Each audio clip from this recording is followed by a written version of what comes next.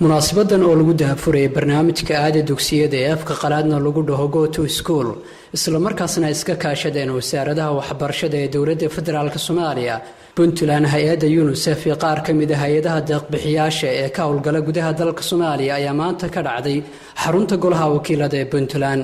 munaasabadan oo ahayd mid ballaadhan ayna ka soo qayb galeen qaar ka mid ah madaxda Puntland waxgarad aqoon-yahano ururada bulshada haween dhalinyaro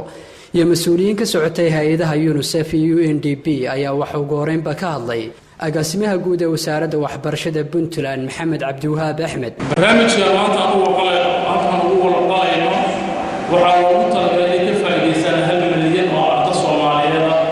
oo badankoodu maanta ay banaanka ka daagayeen dugsiyada iyo goobaha waxbarashada waxa se kaashay barnaamijkan oo u istaagay inay hirgeliyaan oo halkaas soo gaarsiiyaan wasaaradda waxbarashada waddanka ka jira ee ugu horeysa wasaaradda waxbarashada Puntland iyo hay'adaha caalamiga oo la shaqeeya gaar ahaan hay'adda UNICEF iyo ugu xilsaaran arrimaha carruurta waxbarashada bixiyaasha oo ugu horeysa dowladda qatar oo barnaamijkan lacag badan u huray dhinaca kale waxayna halkaas ka hadlay wasiir ku-xigeenka waxbarashada ee Puntland Jaamac Yaasiin Jaamac wasiirka maaliyadda ee Puntland Faarax Cali Shire iyo mas'uuliyiin ka socotay hay'adaha UNICEF iyo UNDP oo ku dheeraaday muhiimadda uu barnaamijkani u leeyahay ardayda Soomaaliyeed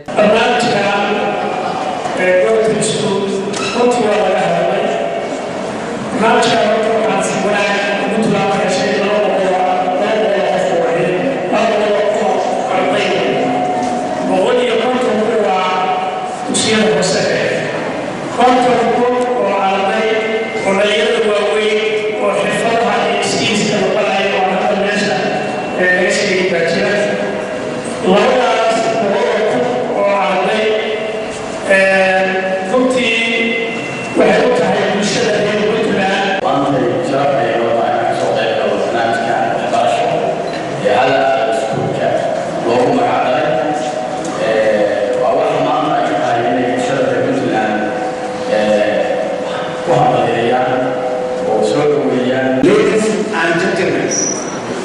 as you have seen from the ayat and hadith above, seeking for education is an obligation and worship. Also, access to education is a right and Allah will ask us for that. I hope that some of the girls here I see today will be the future teachers of tomorrow. And finally, I would like to assure the government of UNICEF's continued support to this initiative and other initiatives in Puntland. ugu dambeyntii waxaa munaasabadani soo gabagabeeyay gudoomiyaha golaha wakiilada Puntland Cabdirashiid Maxamed Xirsi oo halkaas ka soo jeediyay kelmado muhiim ah rajada jira badan waxa muuqda ifafaale soo kabasho waxa kamid ah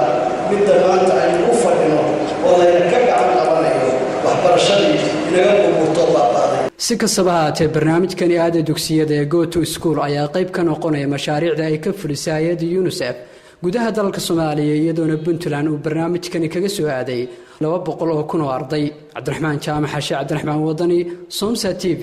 Garowe